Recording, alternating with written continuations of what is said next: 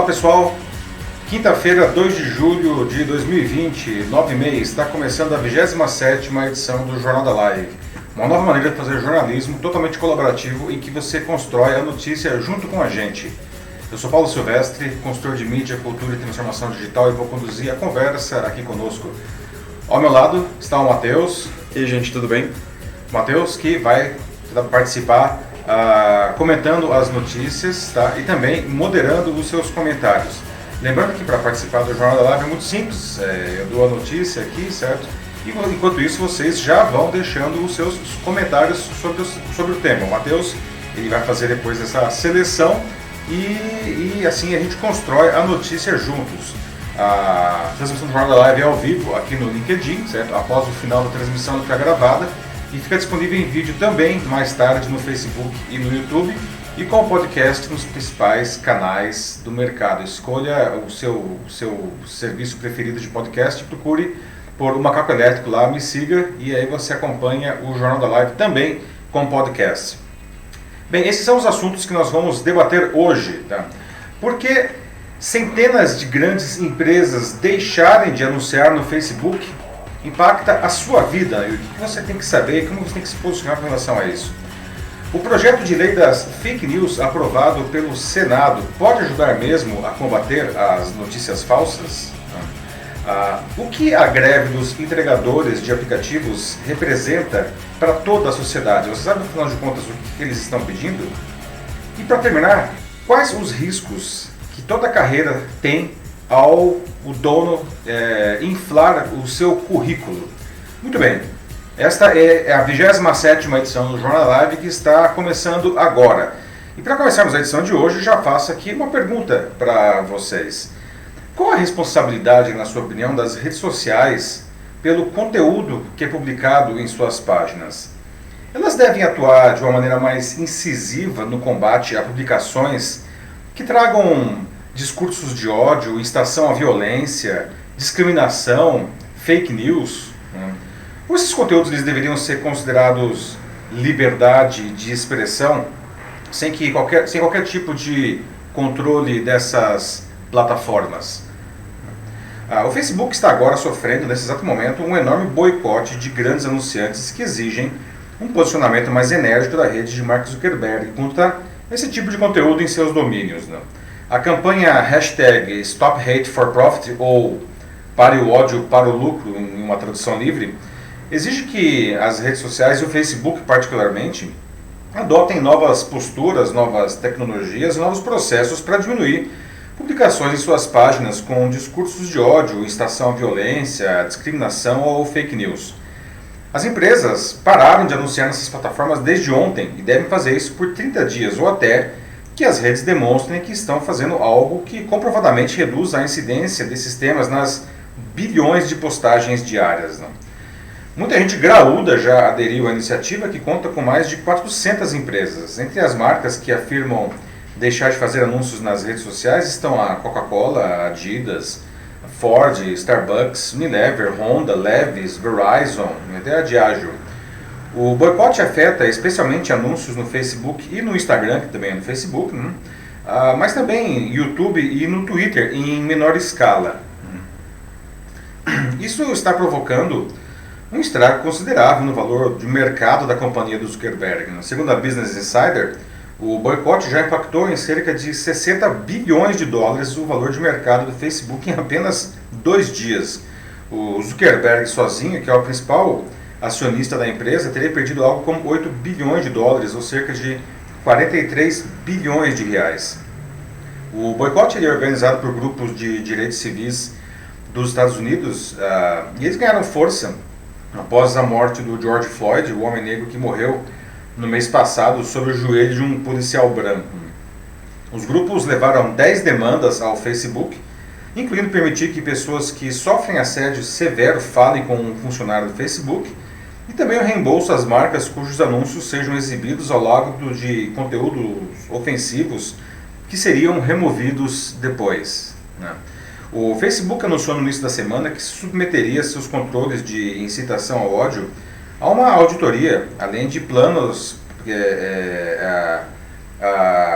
para marcar como questionáveis conteúdos, mesmo conteúdos de interesses de notícia, assim como o Twitter tem feito com publicações do Donald Trump e do Jair Bolsonaro, né?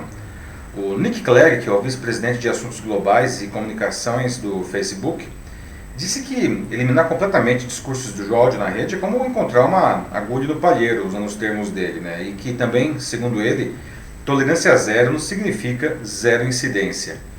Segundo ele, o Facebook já teria contratado 35 mil profissionais dedicados à segurança dos serviços, além de investir bilhões no desenvolvimento de ferramentas de inteligência artificial para combater esses conteúdos.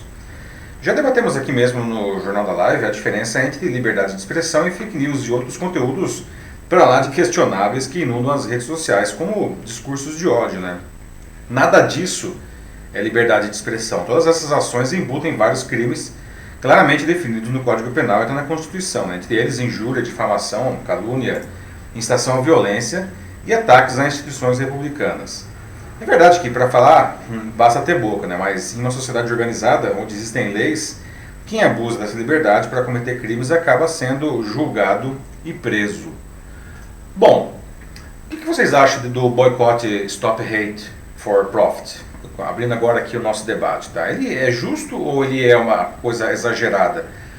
Na opinião de vocês, qual que é a responsabilidade das redes sociais no conteúdo que é publicado em suas páginas? Elas devem atuar de uma maneira mais incisiva no combate a essas publicações? Será que elas conseguem fazer isso daí com sucesso, não?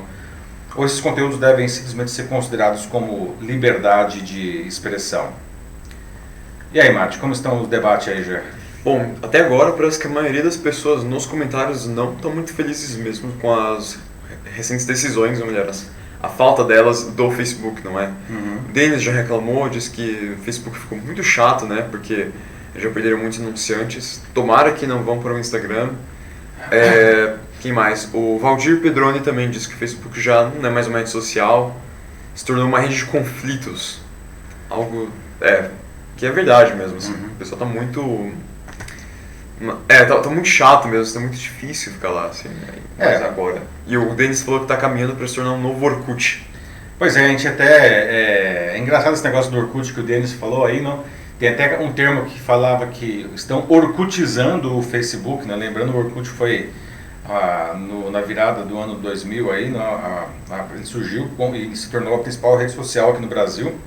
Aliás, foi a porta de entrada para muita gente na internet, não? E aí a qualidade das discussões caiu muito, não? E aí surgiu esse verbo orkutizar, não? E há um tempo o pessoal está dizendo que o Facebook está sendo orkutizado, e agora já estão dizendo até que outras redes sociais estão sendo facebookadas por conta dessa queda do nível do Facebook, né? De fato, está muito... Já tem um bom tempo que o Facebook e outras plataformas, mas o Facebook particularmente se transformou em um palco de ódio, não? E de distribuição de fake news, né? Aliás, não só o Facebook, não, o WhatsApp, que também, por coincidência ou não, é do Facebook, então é considerado a plataforma em que mais se presta para a disseminação de notícias falsas, né? E esse discurso de ódio realmente piora demais a discussão, né? Você não consegue construir mais nada na rede, não? Sim, apesar de que o conflito mesmo, eu acho que o Twitter é mais conhecido por esse tipo de coisa, não é? O Twitter é muito sangue nos olhos, assim, o negócio lá tá grave, né, realmente, né? Sim, apesar deles estarem bem mais posicionados, talvez justamente por isso, né? Uma das coisas que o pessoal levanta com relação a esse boicote agora do Facebook é que o Twitter, né, já de um mês para cá, desde que o George Floyd foi assassinado, não? O Twitter começou a se posicionar mais fortemente, inclusive contra os tweets do presidente Trump, marcando aquilo como notícias falsas ou desinformação, que aliás enfureceu o Trump. Nós já discutimos isso aqui, inclusive no Jornal da Live, não?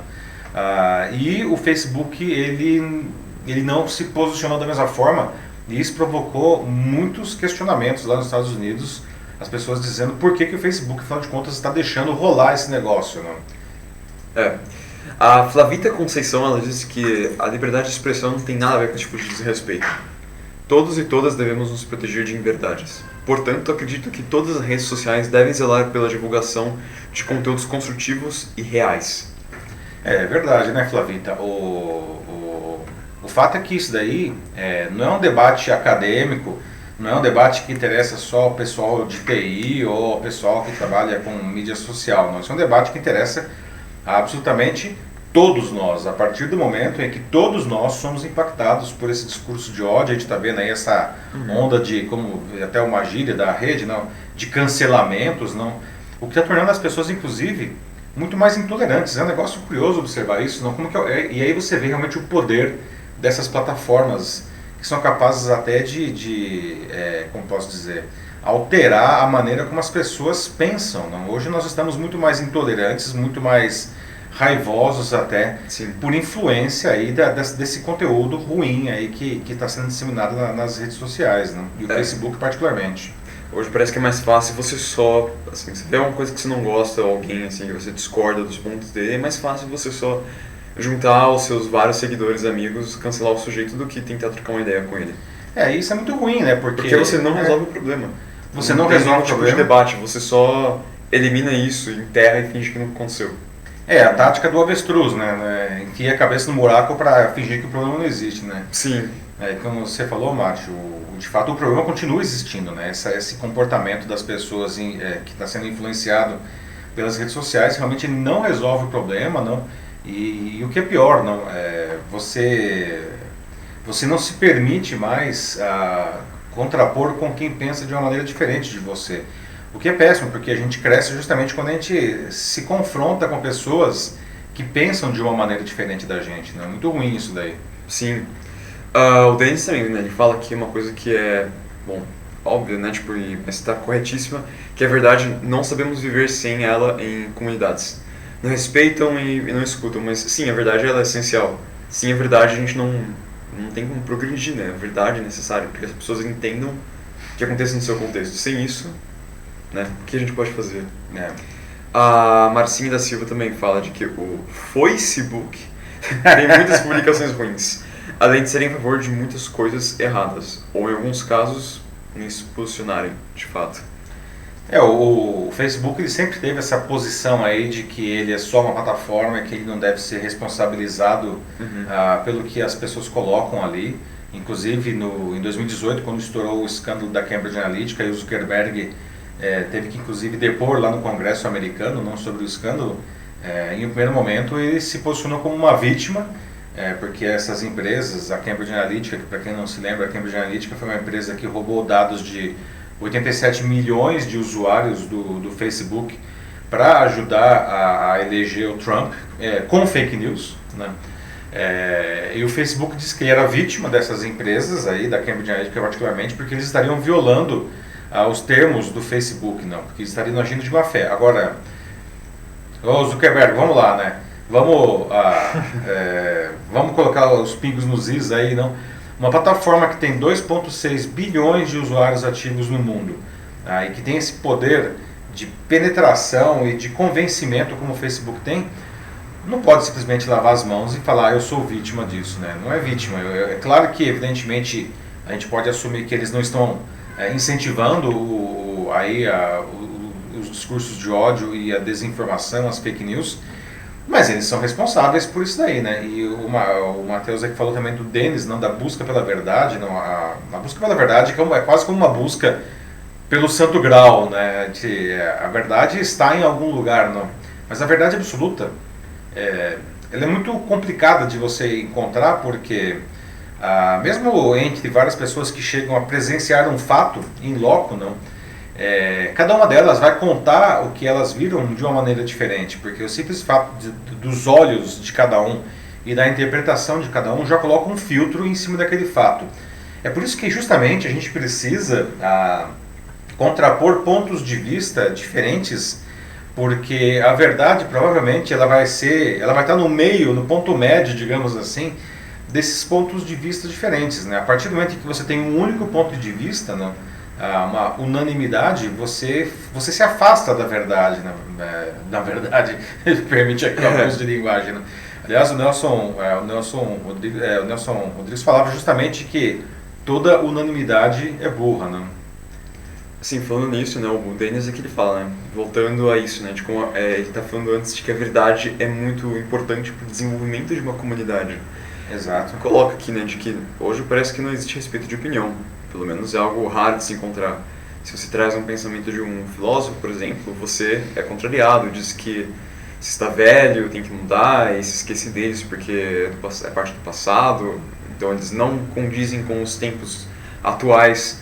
E isso, inclusive, é uma mensagem que ele mesmo diz aqui que já recebeu muitas vezes. E é triste mesmo ver que algumas pessoas se rebaixem a esse nível, né? Se fechar completamente ao debate. Acho que é muito ruim, mas infelizmente é o que a gente observa, tá? E assim, o caso que o Denis traz aí dos filósofos, não. Ninguém está dizendo que você precisa concordar com Sócrates, o Platão, ou Descartes, ou seja lá quem for, não. Mas o pensamento deles foi importante para firmar, a construir, ajudar a construir, não? O próprio pensamento ocidental, né? E é interessante observar isso porque mesmo entre eles, não, mesmo entre os discípulos, daí se você pegar, enfim, Aristóteles, Platão, eles tinham divergências entre si, mas isso não quer dizer que eles, enfim, se desrespeitavam, muito pelo contrário, não. É interessante observar como realmente a gente constrói a nossa sociedade em cima do debate, não. Aliás, se nós não conseguirmos acreditar em nada ou ninguém, o próprio conceito de sociedade ele começa a ser colocado em xeque. Nós já debatemos isso aqui também, né? Por isso que as fake news, que a gente vai falar mais inclusive de fake news no nosso próximo tema hoje, não? É por isso que o debate em torno de fake news ele ameaça a própria sociedade, porque se você não consegue mais acreditar em ninguém, como que você vai esperar construir alguma coisa com essas pessoas, não? Sim, o Jorge Luiz ele fala, né, de que a população deve, junto a especialistas, achar uma solução e não criticar e querer acabar com tudo e todos. Afinal, também temos a nossa culpa perante o ponto que chegamos. Sim, tipo, ninguém é inocente nessa história. Eu acho que tem que começar por aí mesmo, Jorge. Cada um assumindo a sua própria parte nisso. Exatamente. Muito bem colocado, Jorge. Não, ninguém atira a primeira pedra quem nunca espalhou uma fake news ou até mesmo em algum momento promoveu, ainda que um pequeno discurso de ódio, um comentário mais ácido, não? Isso, enfim, somos todos seres humanos, falíveis, portanto, o que não quer dizer que a gente não possa aprender nada com isso daí, certo? A gente está em um constante processo de aprendizagem até o nosso último alento, até o último momento da nossa vida, né? O que é ruim é justamente você não querer aprender, não querer se contrapor, né? Sim. O Gilberto Mello apareceu agora e diz de que um modelo alegórico é um balão contendo gases. As autoridades não podem ser a fonte que introduz o ódio para ser distribuído na rede. As sociedades reais não podem ser negadas no mundo virtual, mesmo porque não existem dois mundos. Civilizar é necessário. É o Gilberto, né? Gilberto Mello. Gilberto, é um bom ponto esse que você traz, tá? O discurso de ódio por si só ele já é muito ruim, mas quando você vê governos promovendo e incentivando, não, aí disseminando esse discurso de ódio, a situação fica ainda mais complicada, porque qualquer governo tem uma grande influência e pelo menos parte de uma dada população, né, do seu grupo, não? E normalmente tem muito dinheiro, inclusive, para promover essas ideias, não? E a gente observa realmente de alguns anos para cá o uso forte das redes sociais, não? Que acaba sendo uma promoção barata, não? Para viabilizar esses pontos de vista e, infelizmente, o discurso de ódio virou um mecanismo, não? Para fazer valer os pontos de vista desses grupos aí, infelizmente. Sim. Lucimar Pereira Cruz fala algo parecido, né, com o que o Jorge disse anteriormente. Cada um de nós sermos verdadeiros no que falamos. Então, de novo, é um esforço que é mútuo e começa do indivíduo, cada um de nós. E o Otávio Souza diz que temos que ter cuidado para não filosofar demais sobre a verdade. Creio que a busca da verdade se sustenta através de evidências. Sim, sempre. Sempre tem que ter provas para o que você está falando. É justamente, inclusive, o mecanismo principal para você ir contra a fake news. Exatamente, Lucimar e Otávio, né? Excelentes pontos vocês trazem também, não? Realmente, como a gente falou agora há pouco, não? A verdade absoluta ela é difícil de você encontrar. Chega a ser uma questão até filosófica, né? O Otávio fala, a gente não deve filosofar tanto em cima disso, não? Mas a melhor maneira de você justamente combater a desinformação, as fake news, é produzir mais conteúdos de qualidade, não? Do lado de quem produz conteúdo, não tentar fazer alguma coisa, se não totalmente isento, porque isso daí é uma utopia também, a partir do momento em que todos nós somos seres humanos e o ser humano ele é movido por paixões, né? Então a isenção total é uma utopia também, mas pelo menos no sentido de a gente procurar ouvir os diferentes lados, que aliás é uma premissa também básica do jornalismo, não? E do lado de quem consome o conteúdo, uma coisa que é importante é justamente privilegiar quem produz, quem busca pelo menos, quem tenta oferecer esse conteúdo de qualidade sem discurso de ódio, por exemplo, né? O Domingos Duma diz que, na opinião dele, o Facebook é um app espião. Mas por que você acha isso, Domingos? Domingos. Bom, a verdade, né, o Facebook ele coleta uma quantidade obscena de dados nossos, né? Sim. Acho que é isso que talvez o Domingos esteja se referindo, né? O Facebook nos conhece, se duvidar, ele nos conhece melhor do que a nós mesmos, não? Porque ele está efetivamente rastreando aí as nossas pegadas digitais, às vezes de uma maneira que a gente nem imagina, sem que a gente tome nenhuma ação específica, não? O simples fato de nós estarmos com o celular no bolso, com o WhatsApp rodando, o Facebook sabe, por exemplo, onde nós estamos e com quem nós estamos a cada momento, não? E essa informação é processada, não? Então, nesse sentido, o Facebook ele é um tremendo de um araponga, não? Que foi a base, inclusive, para que a Cambridge Analytica ela roubasse tantas informações e depois manipulasse esses dados para criar clusters, grupos de usuários com base no que essas pessoas, essas 87 milhões de pessoas desejavam, o que essas pessoas temiam, enfim, conseguiu criar um perfil psicológico detalhado de cada um para ajudar na campanha do Donald Trump, e isso daí foi feito a partir de dados do Facebook. Agora imagina, se um terceiro consegue fazer isso com os dados coletados pelo Facebook, o que o próprio Facebook não consegue fazer, não? A gente tem que questionar isso daí, né? Exato. Bom, parece que está todo mundo aqui mais ou menos de acordo. Uhum. A Tatiana Villame também disse de que temos que sim buscar a verdade sempre, e em qualquer coisa que a gente compartilhe, buscar as evidências, ou quando postamos algo também, é uma premissa mínima, como ela coloca. Bem colocado também, Tatiana. Realmente, a gente precisa buscar, pelo menos a gente precisa buscar isso daí, né? Nem sempre vai ser possível, mas a gente precisa enveredar os melhores esforços aí para que isso seja alcançado. Não cabe, isso não é, novamente, não é uma discussão acadêmica, não é uma discussão que interessa só a quem trabalha com mídia social, isso é uma coisa que impacta cada um de nós, portanto isso interessa a todos nós e cabe a todos nós também atuar nesse sentido, não? De melhorar o ambiente, que no final das contas acaba melhorando o ambiente para todo mundo e por extensão até a sociedade. A gente está vendo aí o poder de influência que os meios digitais têm na sociedade e na vida das pessoas, né? Sim, o Sérgio Alberto Falcão, ele diz que fala de verdade absoluta, mas para o condenado, ele quem tem que provar que o que foi dito é falso, não a quem colocou deveria ter falado já, incluindo as provas. Então, você entende bem? Sim, claro, sempre que você coloca uma coisa, você tem que sim comprovar e colocar suas evidências. A questão é de que, bom, realmente, assim, quem espalha uma desinformação de propósito nunca vai colocar as evidências ou provas porque é desinformação. Exato, e aí meio que ele quebraria a própria cara. E diga-se de passagem, não? Segundo a Constituição, todo mundo é inocente até que se prove o contrário, não? Mas a gente vê aqui existe até uma inversão nesse valor básico com esse discurso de ódio, né? As pessoas elas já são culpadas por definição, né? São expostas, julgadas, execradas, às vezes sem a menor possibilidade de defesa, né? Por esse tribunal das redes sociais. O que é terrível, né? Porque isso daí novamente acaba comprometendo toda a sociedade, não?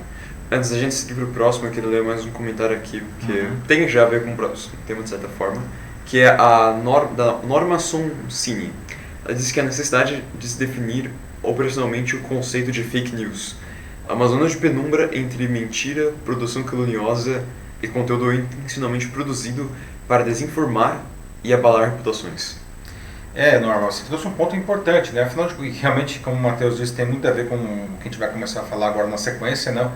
O que é, afinal de contas, fake news? O que é fake news? O que é uma fofoca, simplesmente? O que é mentira, não?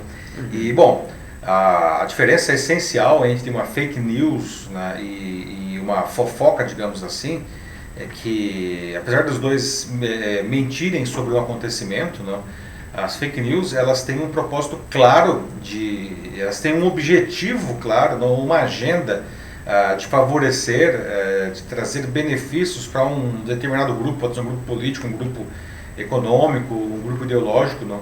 E ela é produzida com cuidado. As pessoas que produzem as fake news, elas sabem exatamente o que elas estão fazendo. Aliás, as fake news tornaram uma indústria, né, milionária, e eles fazem isso para atingir, portanto, esse objetivo dos grupos políticos, econômicos, etc.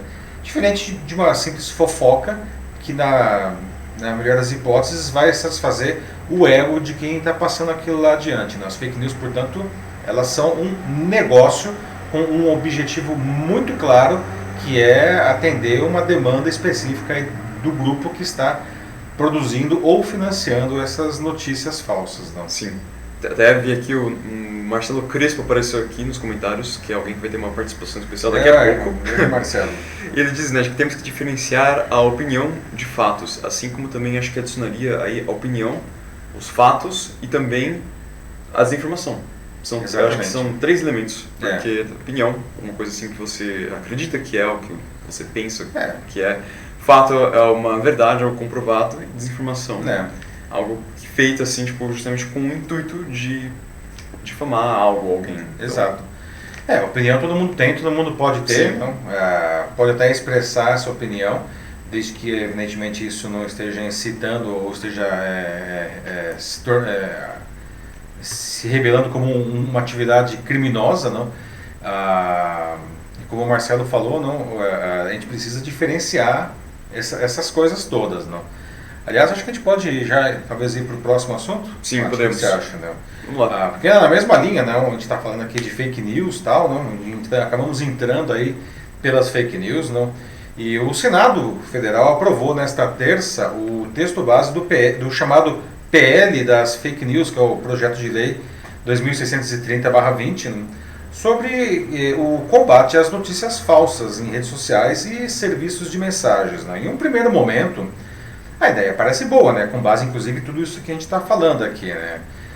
Afinal, como a gente acabou de ver, não, as notícias falsas e outros conteúdos reprováveis, como os discursos de ódio, eles destroem a sociedade, não? E precisam ser combatidos. Mas aí eu já deixo algumas perguntas para vocês, não? Será que dá para fazer isso com uma lei? Não? O que vocês acham? Não? Quem vai dizer, no final das contas, caso essa lei acabe sendo sancionada, o que é uma notícia falsa? Quem vai ter esse poder, não? Isso não pode ser usado como um instrumento de censura a inimigos políticos, por exemplo? Não? E eu vou até mais longe, não? Será que essa lei ela acaba sendo viável? O relatório final foi votado mesmo com pedidos de adiamento feitos por entidades da sociedade civil e empresas do setor, né? O PL, cujo texto foi alterado e protocolado na segunda pelo senador Ângelo Coronel, do PSD da Bahia, que é esse que aparece aí, né, segue agora para a Câmara dos Deputados e, caso seja aprovado, ele vai para a sanção presidencial. O Bolsonaro disse ontem que, se passar pela Câmara dos Deputados e chegar na mão dele, ele deve, inclusive, vetar o projeto. Tá? Bom, mas afinal de contas, o projeto ele é bom ou ele é ruim, né? Ele é polêmico, certamente, né? E tem alguns furos, né? Por exemplo, ele não consegue especificar de uma maneira inequívoca o que define uma fake news, né? Então, como a gente pode fiscalizar com segurança sem bloquear algo que seja legítimo, por exemplo, né? E tampouco traz mecanismos para identificar e punir, não, quem financia a desinformação, né? E no final, esse é um problema que assola a nossa sociedade, tanto quanto as próprias fake news, não? O advogado especialista em direito digital Marcelo Crespo, que aliás já deixou aqui comentários, não, está aqui conosco e vai explicar um pouco, falar um pouco sobre esse projeto. Então, e aí, Marcelo? Olá, amigos do Jornal da Live, como vão? Todos bem? Espero que sim.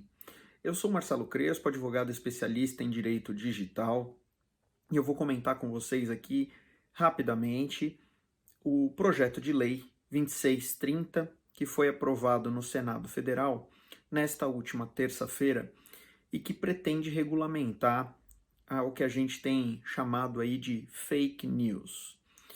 Pois bem, já há algumas semanas há um debate muito intenso no Senado a respeito desse projeto de lei que pretendia, portanto, acabar com as fake news através de normas que impedissem que os provedores de aplicação, assim conhecidos como as redes sociais que nós frequentamos no nosso cotidiano, fizessem registros mais precisos de todos os usuários que lá tivessem suas contas. A primeira versão do projeto demandava que cada um dos usuários de rede social tivesse um cadastro obrigatório, inclusive com a juntada de um documento oficial de identidade e ainda de um número de telefone celular. Essa era uma medida bastante complicada, porque isso tornaria uma série de brasileiros excluídos das redes sociais, uma vez que muitos sequer têm aparelho celular. Por outro lado, isso faria com que muitos documentos fossem subidos, vamos dizer assim, nessas plataformas, fazendo uma identificação massiva de todo mundo que lá está.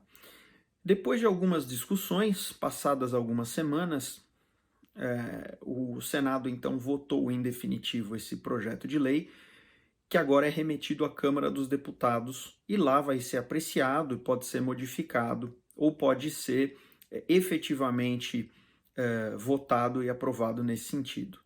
Então, esse é o caminho natural agora do projeto de lei, que na sequência, sendo ele aprovado pela Câmara dos Deputados, irá ao presidente da República para sanção, que poderá sancionar ou vetar dispositivos. Então ainda temos uma longa jornada até sabermos, de fato, como será a regulamentação das fake news no Brasil.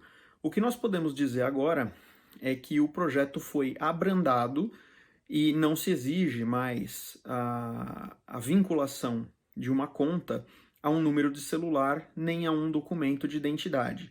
Existem ali uma série de recomendações, algumas mais genéricas e outras mais específicas, no sentido dos provedores de aplicação dificultarem o quanto possível a veiculação e disseminação de conteúdo dito de contas inautênticas ou contas automatizadas. E eles deverão criar mecanismos para fazer essa fiscalização e impedir o quanto possível que essas contas automatizadas sejam disseminadoras de desinformação. Há normas mais específicas para questões eleitorais e há a previsão ainda de um conselho que vai ser o curador de assuntos de transparência e liberdade de expressão, que seria formado no âmbito do Senado Federal por 21 membros de setores diferentes, como o Conselho Nacional do Ministério Público, o Conselho Nacional de Justiça, o próprio Senado, a Câmara, o Comitê Gestor da Internet e outros participantes. O projeto, portanto, foi aprovado de uma forma menos incisiva na identificação dos usuários, mas ainda causa polêmica porque ali há uma determinação de arquivamento, por exemplo, por até 3 meses dos registros de encaminhamento de mensagens de forma massiva. Então é um assunto bastante polêmico, até porque fake news não foi mencionada com essa expressão dentro do projeto de lei e a gente aguarda então os próximos movimentos na Câmara dos Deputados para poder dizer o que será desse projeto de lei. Fica aí a dica para a gente acompanhar o projeto e a votação na Câmara dos Deputados. Um abraço a todos. Obrigado, Marcelo. Bom, pessoal, e aí? O que vocês acham depois aí dessa ótima explicação do Marcelo, né? O projeto de lei das fake news ajuda ou atrapalha na solução desse grave problema, não? Isso pode acabar sendo usado também, na opinião de vocês, como um instrumento de censura, não? Vou até mais longe. Será que essa lei, afinal de contas, ela é viável? Vamos ao debate. E aí, Mate, como está o pessoal aí? Ó, a Adriana falou já aqui uma coisa incrível, né? Tipo, ó, que da hora, né? Que legal. Convidados, sim. Pois A gente tem Adriana. convidados no Jornal da Live. Realmente uma exclusividade. Primeira vez aqui. É verdade, né? Mas vamos usar mais esse recurso. Agradeço já novamente aí a participação do Marcelo Crespo. Né? Sim. Bom, agora em relação ao debate propriamente dito, a Tatiana Velame fala de como, sim, exatamente, nós temos que saber como diferenciar notícia, né, fake news daquilo que só algo falso ou mentiroso. Enquanto a Shelly Félix, ela fala de que ela acha isso um efeito placebo, que o alvo da lei ainda é um pouco discutível, assim, falta uma clareza maior, seria isso. É bem verdade, Tatiane, você colocou aí não, essa questão de diferenciar a verdade da mentira de novo, não? E a Tchelle, né? A Tchelle, você traz um outro ponto, não? Será que é um placebo aí, realmente? A lei acaba sendo um placebo, não? Vai ser uma letra morta, como a gente diz, mas uma lei para inglês ver, não? Espero que não, né? Na verdade, eu acho que a lei ela precisa melhorar muito, tem muitos furos aí, não? E uma coisa o que causa mais apreensão justamente é pelo fato de ter essa dificuldade de definir o que é fake news, não? Que isso acabe sendo usado como um instrumento de censura na mão dos poderosos. Não? Tanto que o Otávio aqui ele fala dá uma sugestão interessante, ele fala para que a gente entenda o real objetivo da lei, ele diz que sugere verificar o perfil dos políticos que votaram a favor disso. Que é uma má ideia. Aliás, dá para ver. Essa lei aí, o problema, né? Ela está sendo, como eu falei, a ideia a princípio pode até parecer boa, não, mas ela está sendo votada em um momento de grande efervescência política aí, né? Em que a temperatura está extremamente elevada, então isso pode realmente turvar aí as decisões, não, e ao invés de criar uma lei que vai realmente ajudar a comunidade, ela pode simplesmente refletir questões partidárias do momento que a gente está passando. Né? Um ponto interessante aí que o Otávio traz também. O Gilberto Melo voltou aqui e agora com uma citação do Rui Barbosa, em que ele fala como que ele define o legislador brasileiro. E ele diz que é classificado como, segundo o Rui Barbosa agora, uma bastardia da origem e horrores na aplicação. Então, né, ele faz essa pergunta, será que mudou essa realidade? E aí o Gilberto responde, certamente não. Na prática, a tecnologia favorece a patrulha ideológica por governos autoritários e moralistas em interesses comerciais e financeiros, e morrem as liberdades dos cidadãos de esquerda e do consumidor de direita. Cidadãos e consumidor também, entre aspas. É um bom ponto, é interessante a citação aí que o Gilberto traz, não? Os políticos são pessoas como todos nós e têm seus interesses como todos nós e suas paixões como todos nós, não? Só que eles têm, enfim, o poder na mão deles, né? Poder que inclusive nós lhes concedemos pelo voto aí, os poderes nos diferentes os políticos nos diferentes poderes e nas diferentes esferas, não?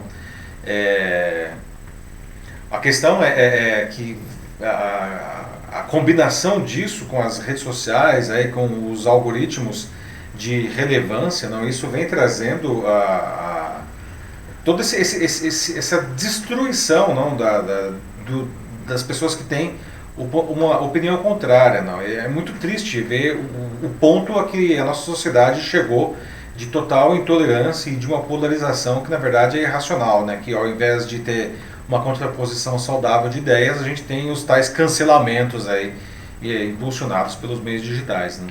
O Salvador ele fala aqui de que é necessário ficar um pouco mais atento, porque, na opinião dele aqui, alguns pontos da lei eles são contra a liberdade da imprensa.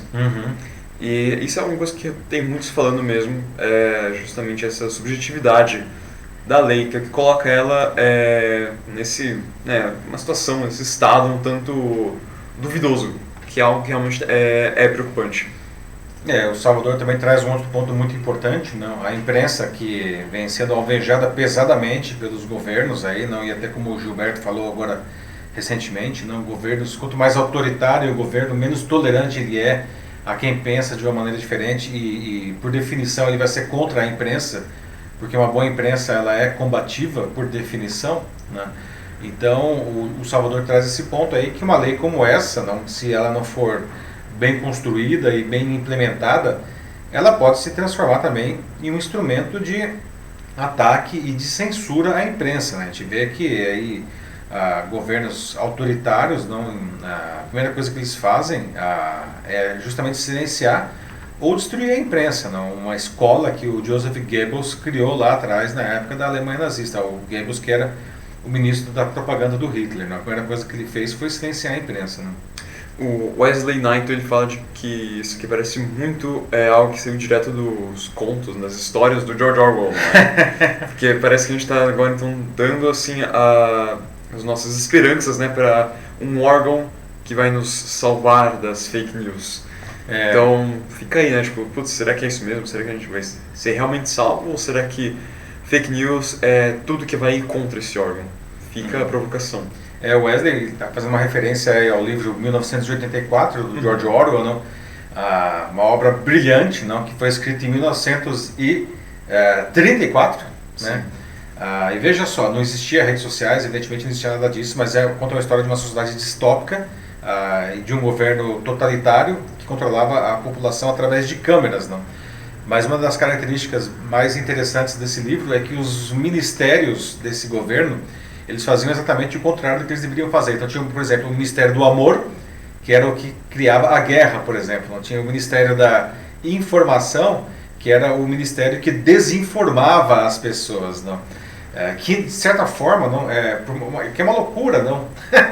A gente poderia dizer que o George Orwell ele conseguiu antecipar aí 80 anos atrás, né, ele conseguiu antecipar coisas que a gente vê hoje no mundo e aqui no Brasil também, né? Espero que a gente não chegue no caso aí, né, de uma sociedade como essa daí, essa sociedade orwelliana, não?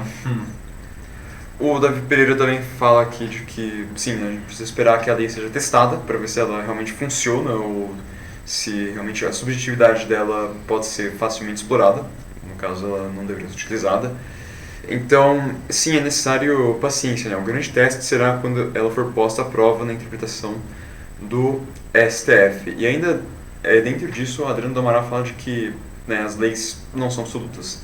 Mas um recorte para isso seria importante. De que políticos que utilizam fake news percam o mandado ou seu cargo. Tem uma punição para isso. Pois é, não. Novamente, se a gente conseguir comprovar de uma maneira clara o que é uma fake news, não, e na verdade isso não é uma coisa assim tão difícil de fazer, né? Um cargo público, não, um cargo, ele pode perder o mandato, realmente, não. O que a Adriana fala aí, não, e quem foi que falou? O Davi Pereira. O Davi, não, também, obrigado aí pela contribuição, não. É uma questão de observar se essa lei realmente ela chegar a ser aprovada e sancionada, não. O que vai sair dela, mas a gente precisa acompanhar, ficar bem de olho mesmo, porque realmente para que isso daí não se transforme em um instrumento de censura de conteúdos que são legítimos, na verdade, não, e de perseguição de inimigos políticos e da imprensa, como disse o Salvador antes também, não. Sim. A Valéria Oliveira também fala outra coisa que a gente precisa ter em mente, de que o que for decidido agora vai ter um grande impacto nas eleições futuras, não? Certamente, sim. Exatamente. Aliás, a questão das eleições aí não são, que aliás ontem foi aprovada em primeiro turno aí, não? O adiamento das eleições por conta da pandemia do Covid-19, não? Mas isso certamente vai impactar. Nós estamos em ano eleitoral aí, ano das eleições municipais, não? Isso já está impactando, na verdade, não? Bem bom ponto trazido aí pela Valéria, não? Sim. O Otávio de Souza ele fala aqui sobre uma dica científica. Quanto mais complexidade coloca no sistema, mais difícil fica a operação. Isso é verdade. Nós perdemos a relação de causa e efeito. O sistema ideal se fundamenta em simplicidade. Compara a Constituição brasileira com a americana. Nós adoramos complicar. E essa postura nos permite que juízes ora utilizem a lei a favor ou contra. Em tese, nosso sistema é muito complexo e a simplificação é o máximo da sofisticação. É um bom ponto aí que o Otávio traz, né? Realmente, como os americanos, aliás, têm um ditado que diz simple is beautiful, né? Ou seja, o simples é belo, não? Quanto mais elementos a gente coloca na equação, mais difícil fica de resolver isso daí, né? Vamos pro próximo? Vamos pro próximo aí, porque já estamos a 10h15 agora, quem está nos acompanhando ao vivo, 10h15. Vamos para outro assunto aí que também merece um ótimo debate, que foi a greve dos entregadores de aplicativos que aconteceu ontem, não? Afinal de contas, você sabe o que esses entregadores eles querem, não? Basicamente, eles pedem melhores condições de trabalho, não? Como uma melhor remuneração, menos bloqueios pelas empresas, não? E benefícios como apoio no caso de acidentes, não? E entrega de EPIs como máscaras, né? E álcool gel, mesmo não tendo nenhum vínculo empregatício com plataformas como o iFood, Uber Eats ou o Rappi, não? Vocês acham esses pedidos legítimos, não? E uma coisa, será que o que as empresas devem fazer? Essa modalidade de trabalho se popularizou com os motoristas do Uber, que transportam passageiros em seus carros sem vínculo algum com as empresas, apesar de serem organizados pelos seus aplicativos. Tanto que se criou o termo uberização do trabalho, para descrever esses serviços sem qualquer vínculo empregatício, apesar de a pessoa trabalhar o dia inteiro para a plataforma. Não? De certa forma, esse tipo de serviço ele se viabiliza justamente em cima desse relacionamento entre os motoristas e os entregadores, não? E essas plataformas. Os entregadores eles afirmam que, em um primeiro momento, os ganhos e a liberdade parecem muito interessantes, sedutores até, mas com o tempo os pagamentos diminuem e as exigências aumentam. Alguns teriam que trabalhar um dia inteiro para ganhar um valor líquido entre R$50 e R$150, jornadas de 12 horas ou mais às vezes. Né? O valor de cada entrega varia de acordo com os itens como a distância percorrida e as condições do clima. Tá? Vale lembrar que muitos fazem a entrega percorrendo grandes distâncias em bicicletas. Né? Desde o início da pandemia, as entregas por aplicativos cresceram 75%. Né? Bom, a greve não chegou a parar os aplicativos, né? Mas fez com que as entregas ontem demorassem mais para chegar na média. Né? Foram realizados protestos em São Paulo, no Rio, Belo Horizonte, Distrito Federal, Salvador, Fortaleza, Recife, Maceió, Teresina, Santo André, Campinas e Ribeirão Preto. As empresas elas se defendem dizendo que oferecem apoios aos entregadores, não o iFood, inclusive, ele afirmou que ele entregou máscaras e álcool gel aos entregadores e que em maio os entregadores receberam R$ 21,80 por hora trabalhada em média, com um mínimo de R$ 5,00 por entrega. Além disso, os entregadores em grupos de risco foram afastados e estão ganhando o dobro do que ganhavam antes da pandemia. E os que forem diagnosticados com o Covid-19 são afastados e ganham o valor do mês anterior no período de afastamento. Segundo a Associação Brasileira de Mobilidade e Tecnologia, que reúne empresas do setor, não vai ter nenhuma retaliação pelo protesto de ontem e as empresas elas estariam abertas ao discurso. Né? A grande questão que se coloca é que todos nós, não, a gente gosta de usar esses serviços, não, pela facilidade, pelos valores cobrados. Não. Os entregadores, os entregadores, eles não pedem vínculo empregatício. Interessante isso daí, né? Pois, aliás, muitos até gostam de ter liberdade de horário, não? Apesar de muitos outros afirmarem que isso é ilusório pela carga horária necessária para ter um ganho apreciável. Não? Então aí eu já abro aqui o debate, tá? Perguntando qual seria uma solução para esse problema. Não? As empresas elas devem atender essas demandas dos entregadores, não? Elas devem fazer isso emagrecendo, por exemplo, a margem de lucro deles? Ou nós que somos os consumidores finais, toparia pagar um pouco mais pelas entregas, se esse valor ele fosse repassado integralmente para os entregadores? E aí? Aberto o debate. Joaquim Leão Machado diz aqui que são ultra legítimos, mas infelizmente sem nenhuma regulamentação para o exercício. É lamentável ver a importância desse trabalho nesta situação de pandemia. Não só a importância, né, mas a situação em que se encontram, principalmente. Né? Como R$1,08 por entrega, né, é pouco. E é o Joaquim, né? Sim. Joaquim Machado, bem colocado. Não? De fato, precisa ter um pouco mais de regulamentação nesse mercado. Não? E olha que eles são, a gente tem essa discussão toda aí agora de distanciamento social, não, eles se tornaram uma mão de obra absolutamente essencial, né? A gente viu aí os números no crescimento de 75% das entregas desde o início da pandemia, não? E vale dizer que outras plataformas, como o Rappi particularmente, eles fazem muito mais do que entregar comida. Então, esse pessoal aí fica aí na moto ou pedalando na bicicleta, né? Porque tem o pessoal que pedala aí quilômetros e quilômetros e quilômetros todos os dias, né, para fazer essas entregas, estão aí agora se tornaram essenciais e estão sofrendo, não? Sim. O Davi Pereira fala de que, na opinião dele, os entregadores estão prestando um trabalho muito importante em tempos de crise. Mas sabemos que as condições de trabalho, a falta de direitos trabalhistas, é uma realidade que se aplica a eles e outros serviços de aplicativos como Uber e o 99 Táxis. Acho possível as empresas fazerem mais por eles, mas complicado oferecer tudo o que querem. Pois é, o próprio conceito aliás a gente falou aqui, né, isso virou até virou verbo, né, uberização dos serviços, não? Ele se constrói, ele se viabiliza no final das contas, não? A partir desse tipo de relacionamento, não? E o valor pago, não, é uma coisa que no final das contas todos nós usufruímos, não? No caso do Uber particularmente, a gente adora pegar Uber, entre outras coisas, porque ele é mais barato que o táxi, não? Mas sim, enfim, daí até que eu pergunto, né, será que a gente poderia pagar um pouco mais aí, se esse valor fosse integralmente repassado para os entregadores aí, não?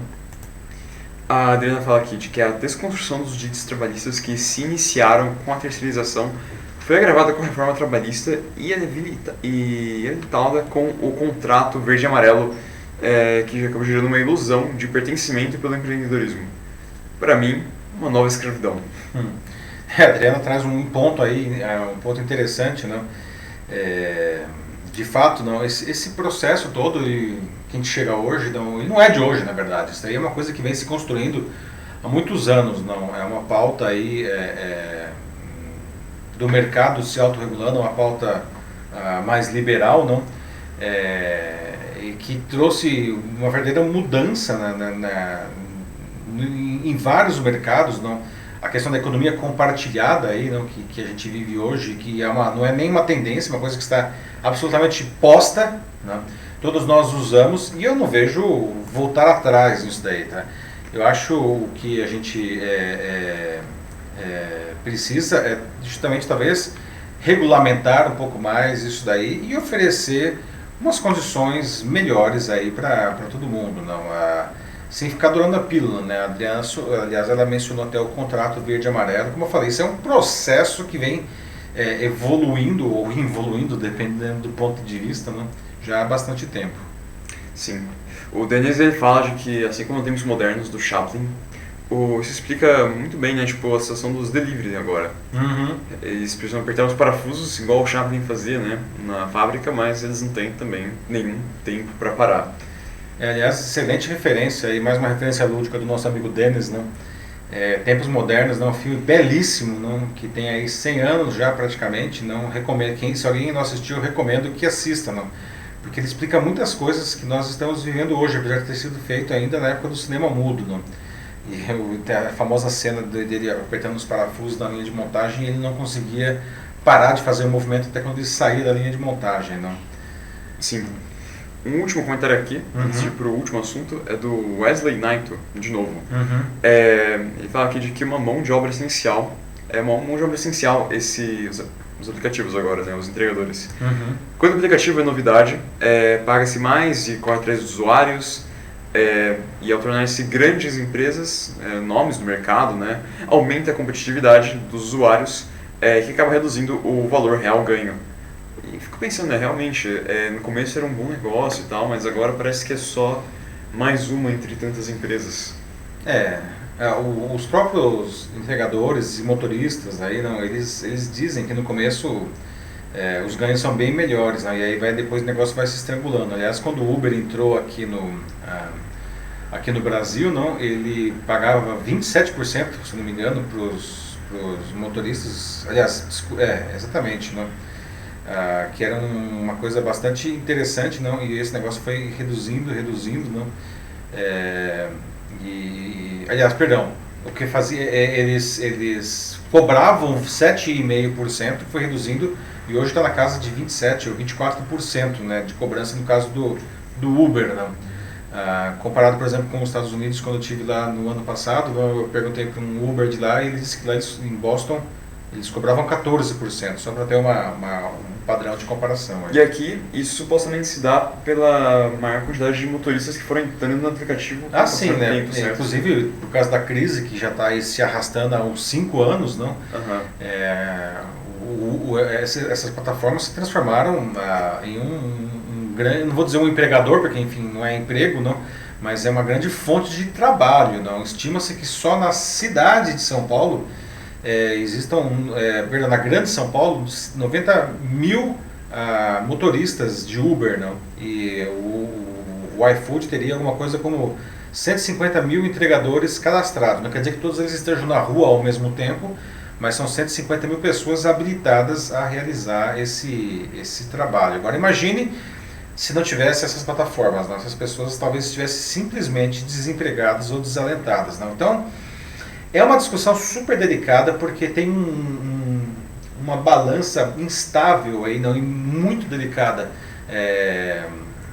Tem muita gente que vive hoje disso, não, mas as condições realmente parece que não são das melhores. Não. Vamos para o último assunto aí?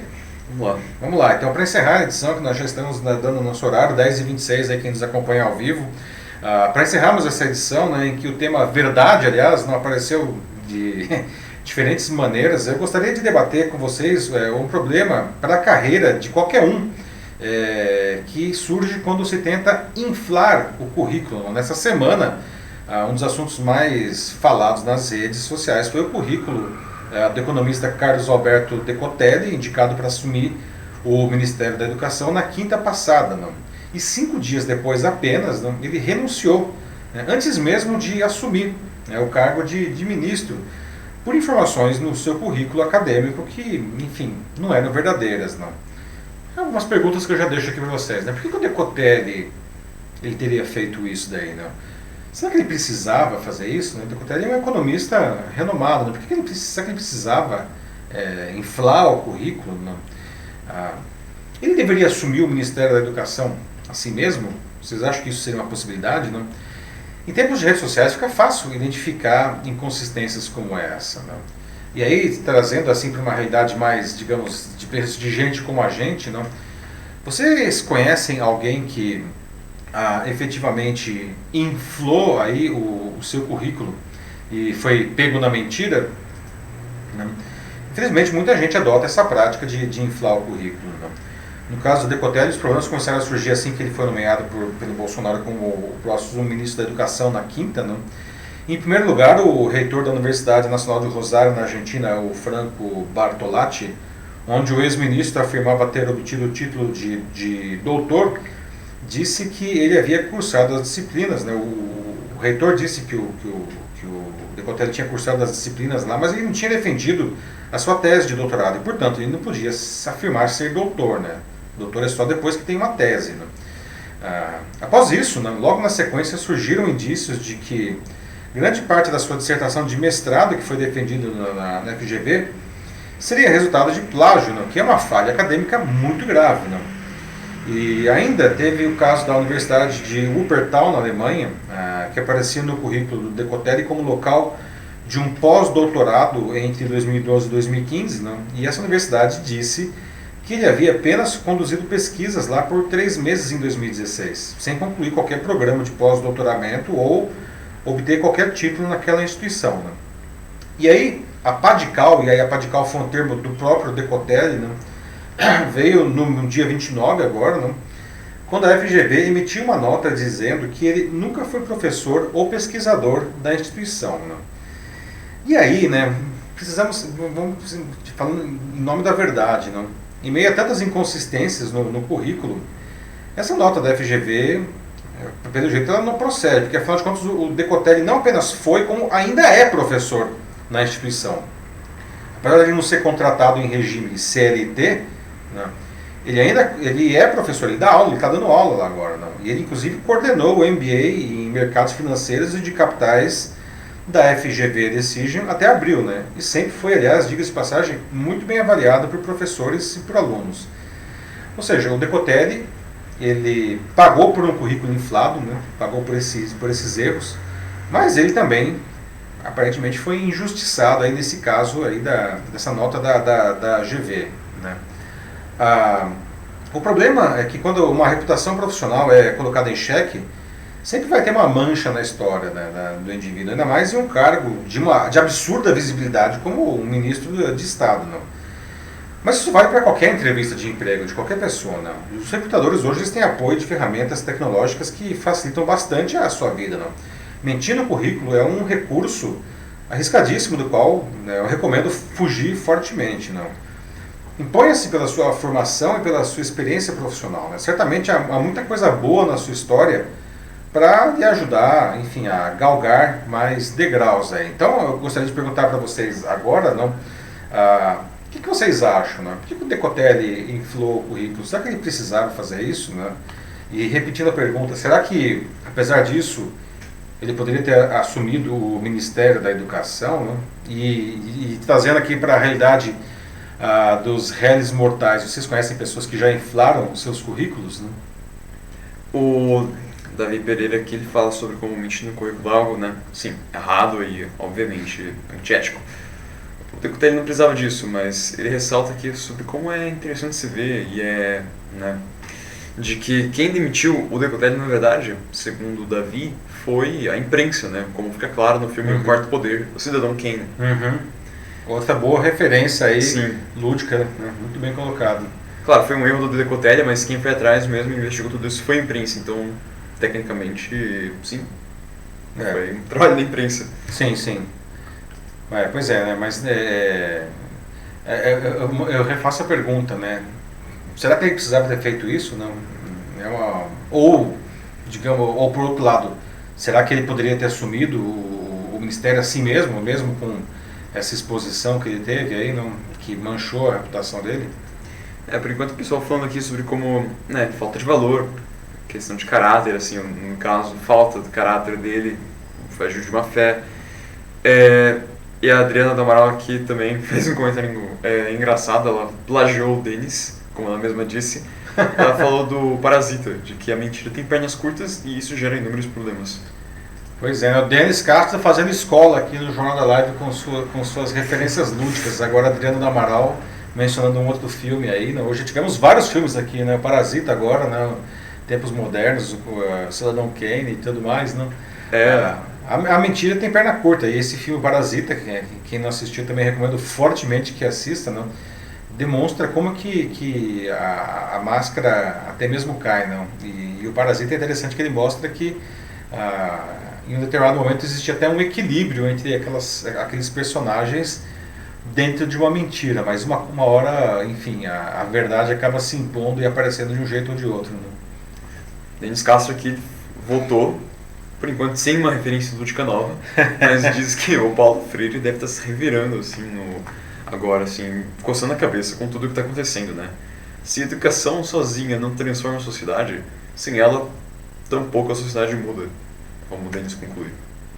É verdade, né? A educação, no final das contas, a gente fala tantos problemas aqui, né, da nossa sociedade, está sempre no cerne das discussões aqui do Jornal da Live, né, mas uma boa educação, né, ele é o caminho para, e aí boa educação no sentido amplo da palavra, inclusive, não, inclusive a educação acadêmica, não, ele está no centro da solução de todos, ou pelo menos da maioria dos problemas de qualquer sociedade, não, porque um cidadão bem educado, não, ele conhece os seus direitos, não, e ele sabe também dos seus deveres, não, ele não vai fugir dos seus deveres. Não, e dessa maneira ele se posiciona e atua para resolver esses problemas de uma maneira mais consciente. Né? Por isso que a gente precisa muito ter uma educação de qualidade. Infelizmente, a educação, enfim, desde o governo militar, não, a educação no brasileira vem ladeira abaixo e uma constante, uma desgraça isso, não, mas é um fato. O Davi Pereira fala que com certeza o Decotelli seria um melhor ministro do que o Weintraub, que convenhamos, não é muito difícil. Só acho que ele não deveria assumir o ministério porque, né, tudo que ele viesse a falar seria colocado em dúvida, sendo que ele teria assumido, né, depois de mentir no currículo. Como que a Valéria mesmo colocou, né, tipo, que tipo de exemplo seria esse, né? É verdade, não. E isso é um ponto interessante para ver como que realmente é perigoso essa história de mentir o currículo, porque talvez ele acabasse sendo um excelente ministro, não? Mas suponhamos que ele tivesse assumido, não? Isso ia virar uma sombra na vida dele, não? Tudo que ele falasse, o pessoal ia lembrar, mas você lá mentiu no currículo, não sei o quê. E talvez até boas decisões que ele tomasse seriam questionadas por conta aí dessa mácula que se apresentou, não? Acabou ficando insustentável, não? Como o caso da BelPS, né? A gente teve outros casos aí, não? A BelPS há alguns anos, não? Que também inflou o currículo dela, ela que era uma empreendedora e uma escritora de sucesso, palestrante, não? E tinha um currículo realmente invejável. Ela caiu em desgraça depois que foi desmascarado, digamos assim, que ela tinha inflado alguns pontos do currículo dela, né? E é uma pena, porque ela tinha um excelente currículo de qualquer jeito, né? Mas ela inflou alguns pontos lá que, no final das contas, um tanto desnecessários, né? Enfim. A Kátia Zúñiga diz de que, diferente do anterior, pelo menos esse aqui teve a delicadeza de sair, né? Por conta própria. Embora com certeza tenha se queimado. Pois é, pois é, Kátia, né? Isso é verdade. Não? Aliás, eu até vi nas redes sociais que o mandato do Decotelli acabou sendo melhor que o do Weintraub, não? Apesar de ter sido brevíssimo. Não? É verdade, é um ponto interessante. Acho que é isso, então. É isso, maravilha, pessoal. Nós já passamos do nosso tempo aqui, debate excelente novamente. Não? Agora, 10h36, quem nos acompanha ao vivo aqui no LinkedIn. Gostaria de agradecer a participação de todos aí, contribuindo com esse debate de alto nível, na 27ª edição do Jornal da Live. Né? Agradeço também o Matheus. Sempre uma honra estar aqui, muito legal sempre. Com seus comentários ótimos e também moderando aí os comentários de vocês. Né? O Jornal da Live, que é um trabalho realmente colaborativo, todo mundo está produzindo junto aqui esse conteúdo. Então é isso, pessoal, chegamos ao final dessa 27ª edição. Na semana que vem, quinta-feira, às 9h30, 28ª edição, já estão convidados e já podem deixar sugestões de assuntos também aqui nesse post, nos comentários, tá? Porque os assuntos que nós discutimos aqui também são escolhidos por vocês. Então, agradeço novamente, um excelente fim de semana para vocês, um abraço e até mais. Tchau, gente, se cuidem e até a próxima.